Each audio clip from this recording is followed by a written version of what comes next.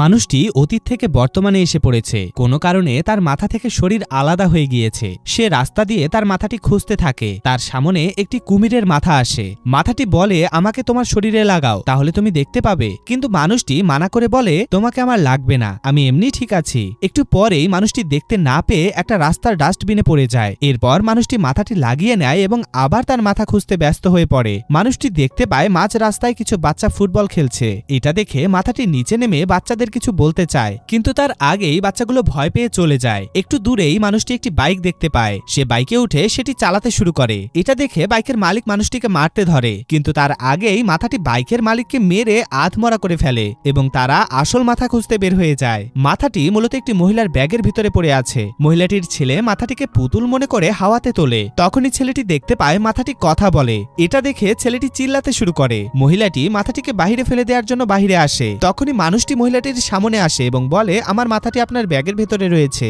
মানুষটির শরীর থেকে মাথাটি আলাদা হতে দেখে মহিলাটির হাত থেকে ব্যাগটি পড়ে যায়। মানুষটি তার মাথা ভালো করে লাগিয়ে নেয় আর বলে, ধন্যবাদ ম্যাডাম, আমার মাথাটার খেয়াল রাখার জন্য। এটা বলে তারা আবার বাইক দিয়ে চলে যায়।